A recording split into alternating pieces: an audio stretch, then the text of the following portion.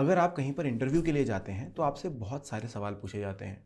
Generic questions भी होते हैं कि अपने बारे में कुछ बताइए, आपकी हॉबीज़ के बारे में बताइए, घर में कौन कौन है, आपने पढ़ाई क्या की है और बहुत सारी। पर जब हम स्पेसिफिक किसी जॉब की बात करते हैं, जैसे हम आज बात कर रहे हैं बीपीओ की, यानी कि बिजनेस प्रोसेस आउटसोर्सिंग की, तो यहाँ पर आपसे कुछ बीपीओ से रिलेटेड क्वेश्चंस ज़रूर पूछे जाएंगे। अब देखिए, इवन आप फ्रेशर हैं, पर फिर भी हर कंपनी चाहेगी कि भाई आपको थोड़ा बहुत तो बीपीओ के बारे में जानकारी हो। और मैं आपको भरोसा दिलाता हूं दोस्तों कि मैंने खुद हिंदी में इंटरव्यू दिया था। आपको सिर्फ अपना दिमाग चालू रखने की ज़रूरत होती है। बीपीओ में जब आप फ्रेशर की तरह नौकरी के लिए जाते हैं तो बहुत बड़ा कुछ चीज़ें आपसे नहीं पूछी जाती है। इवन आप गलत आंसर भी देते हैं तो भी एक्सेप्ट किया जाता है, क्योंकि आपको वो तैयार करते हैं। कहीं जगह पर 15 दिन की, कहीं जगह पर 1 महीने की और 6 महीने तक की भी ट्रेनिंग होती है। पर आपको तैयारी कितनी करनी है ये आपके ऊपर है। बहुत सारी कंपनियां बहुत लाइटली इंटरव्यू लेकर के आपको हायर कर लेगी, ये देख करके कि आपका कॉन्फिडेंस कितना अच्छा है, आप कॉल पे बात कर पाएंगे, मैसेज कर पाएंगे, टाइपिंग कर पाएंगे या नहीं। और बहुत सारी कंपनियां बहुत सारे फिल्टर्स लगाती कि भाई एचआर राउंड होगा, उसके बाद कोई और बात करेगा, फिर कोई सीनियर बात करेगा और वो जांचेगा कि भाई आप लायक हो या नहीं। तो इसीलिए ये कुछ क्वेश्चंस आप देख लीजिए। यहाँ पर मैं आंसर्स भी दे रहा हूँ, क्वेश्चन भी बता रहा हूँ और इस पर हम थोड़ी सी चर्चा भी करेंगे कि क्वेश्चन किस लिए पूछा जा रहा है। तो चलिए शुरू करते हैं, ताकि आपके इंटरव्यू में आप पीछे ना रह जाएं। देखो, एक क्वेश्चन तो आपसे जरूर पूछा जाएगा कि what is a BPO, but इसके साथ एडिशनली एक चीज पूछी जा सकती है कि why are you interested in, तो आपको आंसर देना है। अब पहली चीज उन्होंने पूछी है व्हाट इज अ बीपीओ, उसका आपको एक कंसाइज छोटा सा आंसर देना होगा, आप ये बताने के लिए कि मुझे पता है बीपीओ क्या होता है। तो मैं आपको बता देता हूं। आप कह सकते हो BPO involves outsourcing specific business functions to external experts. अब एक चीज़ होती है कि आप कह सकते हो कि भाई बहुत बड़ी कंपनी है, वो अपने कोर में बहुत ज़्यादा घुसे, जैसे कार मैन्युफैक्चरिंग कंपनी है तो वो अपने कार बनाने में लगे हुए हैं, वो उसकी मार्केटिंग वगैरह सब में लगे हुए हैं। लेकिन for marketing, for customer handling या सेल्स के लिए वो लोग क्या करते हैं कि ऐसी बीपीओज को दे देते हैं ये एक प्रोसेस पूरी की पूरी, कि भाई सेल्स का जो काम है, ऑनलाइन सेल्स का जो काम है वो आप संभाल लेना, या फिर कस्टमर हैंडलिंग जो है, जो जो लोग कॉल करके बात करते हैं, भाई जैसे एक्सपर्ट बैठा हुआ है, मेरी कार में ये प्रॉब्लम है या मेरे मोबाइल में ये प्रॉब्लम आ रहा है, तो इसको आउटसोर्स करते हैं किसी पर्टिकुलर कंपनी को, तो उस कंपनी का काम हो जाता है।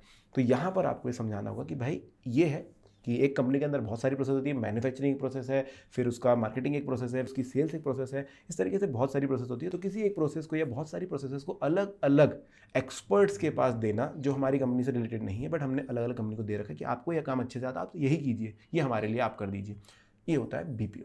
अब आपका इंटरेस्ट क्यों है ये यहाँ पर है। देखिए, मैं क्लियर बात करूंगा, बहुत सारे लोग ऐसे होते हैं जो बीपीओ में जॉब इसलिए करते हैं क्योंकि भाई अभी कुछ करने के लिए मेरे पास है नहीं, एम्बिशन मेरे बहुत बड़े हैं, बट पता नहीं है क्या करना है, तो अभी चल जाए ज़िंदगी उसलिए करना है। लेकिन ये चीज़ आप इंटरव्यू में बैठकर नहीं बोल सकते हैं। तो आप पोलाइटली काफ़ी अच्छा सा आंसर दे सकते हैं, जो कि है I am interested in BPO because it provides a chance to work on varied projects, develop new skills and help companies streamline their operations, all while contributing to effective and efficient business solutions. एक video मैंने पूरा पूरा बनाया था, आप जाके check कर लेना, आई बटन पे डाल देता हूँ, कि फ़ायदे क्या है बीपीओ में काम करने के। अगर आप एक फ्रेशर हैं तो मैं कहूँगा, बहुत सारे लोग इसको गलत तरीके से देखते हैं, बट बीपीओ में काम करना बहुत ज़्यादा अच्छा होता है। आप काफ़ी सारी चीज़ें सीखते हैं। देखिए, जो शुरुआती आपकी नौकरी होती है ना, आपको काफ़ी सारा चीज़ें सिखाती है, प्रोफेशनलिज्म सिखाती है, ऑफिस वर्क कल्चर में कैसे ढलना है वो सिखाती है, कैसे टाइम टू टाइम करना है। अब बीपीओज में ज़्यादातर मैंने देखा है कि भाई बहुत ज़्यादा टाइम का लिमिटेशंस होता है और बहुत ज़्यादा कसा हुआ आपका जो है शेड्यूल होता है, जिसकी वजह से आप टाइम की कीमत सीखते हैं। तो ये चीज़ आप यहाँ पर इंक्लूड कर सकते हैं, बता सकते हैं कि आप क्यों इंटरेस्टेड हो, क्योंकि आप अपने करियर में एक वर्क कल्चर में ढलना चाहते हैं, आप समझना चाहते हैं उसको। और यहाँ पर बहुत सारे अलग अलग प्रकार के टास्क हैं जो कि आपको हेल्प करेंगे अपने करियर में आगे बढ़ने के लिए। अब आपसे ये भी पूछा जा सकता है, give the significant disadvantages of working in a BPO. अब यहाँ पर थोड़ा सा आपका दिमाग घूम सकता है, लेकिन मैं आपको यहाँ पर आंसर देता हूँ। तो देखो, आप पॉइंटर्स बना लीजिए, क्योंकि एक ही चीज़ हो नहीं होता है, 2-3 चीज़ें हो सकती है। तो आप बता सकते हो कि there are several disadvantages. So these are, first, it often involves irregular hours and high pressure environments। BPOs में ऐसा होता है कि आपको एक्स्ट्रा आवर्स काम करना पड़ सकता है कभी कभी, क्योंकि आपके जो टारगेट्स होते हैं वो आपको मीट करने हैं शाम तक। अगर नहीं हुए तो आप थोड़ा सा एक्स्ट्रा वर्क देना पड़ता है। जहाँ मैं काम करता था मुझसे नहीं कराया गया कभी भी एक्स्ट्रा काम, और मैं था कि भाई हाँ मैं निकल सकता हूँ। जहाँ पर बहुत ज़्यादा काम होता है वहाँ पर रोका जा सकता है, वो फिर वहाँ के वर्क कल्चर पर डिपेंड करता है। बट ऐसा नहीं होता है कि आप बहुत ज़्यादा प्रेशराइज्ड फील करते हो, आपको मज़ा आता है करने में, क्योंकि अल्टीमेटली आपके काम से आपको अच्छा ही लगता है। दूसरा है, salaries may be lower compare to similar roles in house. इसका मतलब क्या हुआ कि अब जब एक कंपनी ने अपना एक प्रोसेस निकालकर दूसरी कंपनी को दे देगी कि आप इसमें एक्सपर्ट हो, आप ये काम संभाल लो, तो वहाँ पर जो सैलरीज होगी वो लोअर हो सकती है। इंस्टीड अगर वो प्रोसेस पूरा का पूरा एक जो पेरेंट कंपनी उसमें होती, तो हो सकता था कि वो कंपनी बेटर आपको प्रोवाइड करती। तो ऐसी बहुत सारी कंपनियां जो खुद जब हैंडल करती थी तो काफ़ी ज़्यादा पैसे देती थी, लेकिन जब उन्होंने बीपीओ को दे दिया, क्योंकि तो फिर बीपीओ को उन्होंने पूरा का पूरा अपना बजट दे दिया कि भाई आप इसमें हैंडल कर लेना। तो बीपीओ को पता है कि कैसे काम करवाना है, तो वो उस तरीके से हैंडलिंग कर रहे होते हैं। वहाँ पर थोड़ी बहुत सैलरी का गैप आपको देखने मिल जाएगा, तो ये आप कह सकते हैं। तो ये चीज़ आपको आगे हेल्प करेगी जब आप अपनी सैलरी नेगोशिएशन करेंगे। हम तीसरे पॉइंट पर आते हैं। तीसरी चीज़ जो मैंने खुद महसूस करी थी वो है less direct interaction with the core team and company culture. मान के चलिए एक मोबाइल कंपनी के बीपीओ में आप काम कर रहे हैं, आप कॉल सेंटर में हैं, वो तो एक अलग कंपनी है, मोबाइल कंपनी कोई है, उन्होंने प्रोसेस यहाँ पर दी हुई है, तो आपको उनकी कोर मोबाइल की कोर टीम्स के साथ कोई भी आपका लेन देन नहीं है। आपको नहीं पता है प्रोडक्ट क्या है, आपको नहीं पता है कि चीज़ क्या है, आपको बस एक ओवरव्यू दिया जाता है डिटेल्स का। इवन आपके हाथ में कभी भी वो सैंपल भी नहीं आता है मोबाइल का, तो आप थोड़े से रिस्ट्रिक्टेड रहते हो, लिमिटेड आपके पास नॉलेज रहता है उस प्रोडक्ट के बारे में, और उस कंपनी से कभी इंटरेक्शन भी नहीं हो पाता है।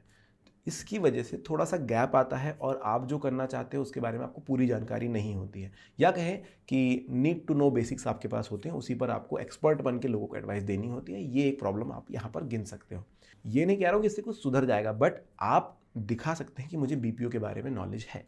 अब एक क्वेश्चन है भाई, आपको सभी को पता है कि बीपीओ जो कॉल सेंटर्स होते हैं, बीपीओ में और भी जो प्रोसेस होती है सभी 24 घंटे चालू रहती हैं।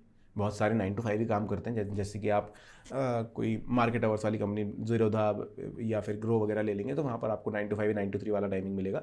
लेकिन ज़्यादातर कंपनी 24 घंटे चालू रहती हैं, जिस पर आप कॉल कर सकते हो बैंकिंग को छोड़ के। तो यहाँ पर आपसे पूछा जा सकता है कि are you willing to work in night shifts, और क्या आप रात में भी काम कर सकते हैं?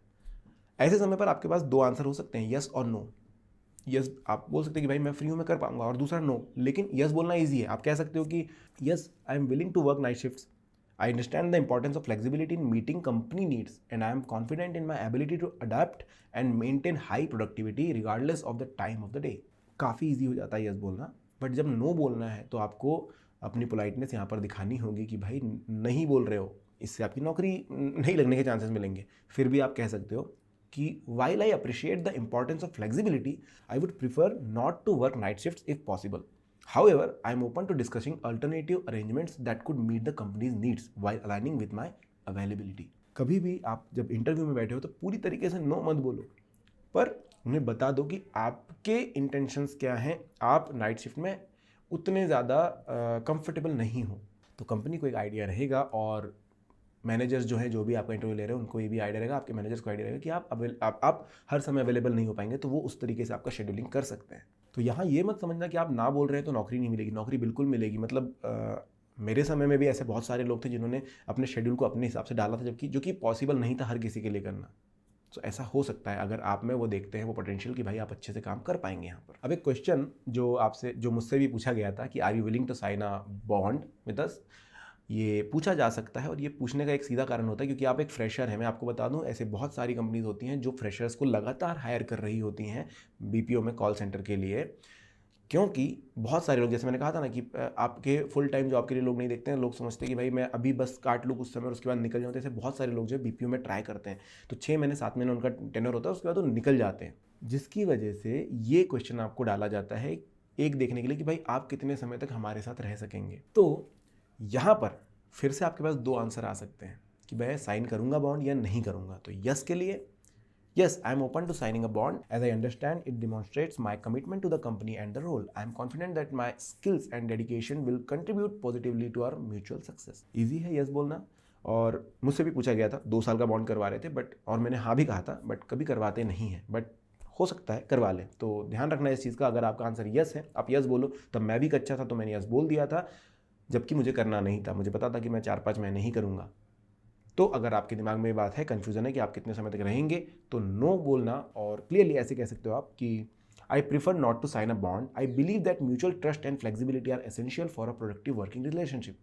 आई am confident in my abilities and dedication to contribute positively to the company without the need for a binding agreement. Easy है कहना, आप बता सकते हैं उन्हें कि मैं इसमें कंफर्टेबल नहीं हूँ।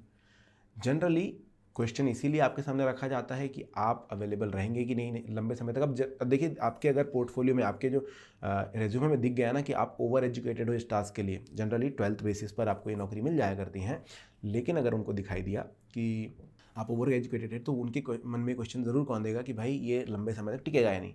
तो आपसे क्वेश्चन पूछ सकते हैं, आपके जो भी आंसर हो आप क्लियरली बता दीजिए। अब एक बहुत ज़रूरी क्वेश्चन है दोस्तों कि आपको सबको पता है कि अगर कॉल सेंटर में आप काम कर रहे हैं तो इनबाउंड और आउटबाउंड 2 प्रकार के कॉल्स होते हैं। तो आपसे क्वेश्चन पूछ सकते हैं कि how would you approach a call of an inbound customer compare to an outbound customer. जब तक मैंने काम नहीं किया था, जिस दिन मैं इंटरव्यू के लिए गया था, मुझे भी नहीं पता था कि इनबाउंड आउटबाउंड क्या होता है। ये सब चीज़ें आपको ट्रेनिंग में पता चलती है और काम करने के बाद पता चलती है। लेकिन अगर आप फ्रेशर हैं और जा रहे हैं तो ये आपसे क्वेश्चन पूछेंगे क्योंकि उनके लिए काफ़ी नॉर्मल क्वेश्चन है। तो वो आपकी बुद्धिमत्ता चेक करेंगे। इवन आप यहाँ से पे पूछ सकते हो, अगर आपको कुछ भी नहीं पता आप पूछ लेना कि भाई इनबाउंड और आउटबाउंड एक बार आप समझा दीजिए क्या होता है, कि भाई जो इनकमिंग कॉल्स है वो आए हुए हैं और जो आउटबाउंड है वो जो आप कर रहे हो खुद से, जो आपके डेटा से आपका सॉफ्टवेयर लगा रहा है या आप लगा रहे हो, वो क्लियर समझा देंगे। और उसके बाद आपकी सिर्फ अप्रोच देखना चाहते हैं कि आप कितना समझ पा रहे हैं। तो मैं आंसर दे देता हूँ, उसके बाद हम बात करते हैं कि इसको और अच्छे से समझ लेते हैं। तो आंसर कुछ इस प्रकार होगा, when handling an inbound call I focus on actively listening to the customer's needs and providing tailored solutions quickly and effectively, as they have already shown interest in our services. For outbound calls, I prioritize establishing a rapport and demonstrating value to engage the customer, as they may not be expecting the call. In both cases, my goal is to ensure a positive experience and address any questions or concerns promptly. Answer से भी आपको काफ़ी हद तक idea लग गया होगा, लेकिन सिंपल बात है कि इनबाउंड जब मुझे कोई कॉल आया है, मतलब किसी कस्टमर ने कंपनी को कॉल लगाया है, सीधी सी बात है कि उनको मेरी सर्विसेज में ऑलरेडी इंटरेस्ट है, उनको पता है काफ़ी सारी चीज़ें, थोड़े बहुत प्रॉब्लम्स या थोड़ी बहुत क्वेश्चंस हैं। तो मैं उस तरीके से हैंडल करूँगा कि मैं पहले उन्हें सुनूंगा, समझूंगा। सर्विस में जब आप काम करते हैं, जब आप कंप्लेंट सेक्शन में काम करते हैं कॉल सेंटर के, तो आपको सुनने की प्रैक्टिस करवाई जाती है। सामने वाला इरिटेटेड हो सकता है, सॉफ्ट स्किल आपकी कितनी हद तक अच्छी है वो पता नहीं है, तो सामने वाला इरिटेटेड हो सकता है, आप उस पर चढ़ सकते हैं। बट यहाँ सिखाया जाता है कि आप सुनिए। इसलिए नहीं कि कंपनी के बिहाफ में सुनिए, आपको सुनना पड़ेगा, हमारी गलती है, बल्कि इसलिए बोला जाता है कि भले ही वो कितना भी इरिटेटेड और बहुत सारे अजीब शब्दों का इस्तेमाल कर रहा हो, लेकिन उसकी प्रॉब्लम आपको तब समझ में आएगी जब आप ध्यान से सुनेंगे और तब आप उसको सॉल्यूशन दे पाएंगे। अल्टीमेटली आप कंप्लेंट डेस्क पर बैठे हैं क्योंकि आपको उसे सॉल्यूशन देना है, तो आपको अपने गोल से साइड में नहीं जाना है।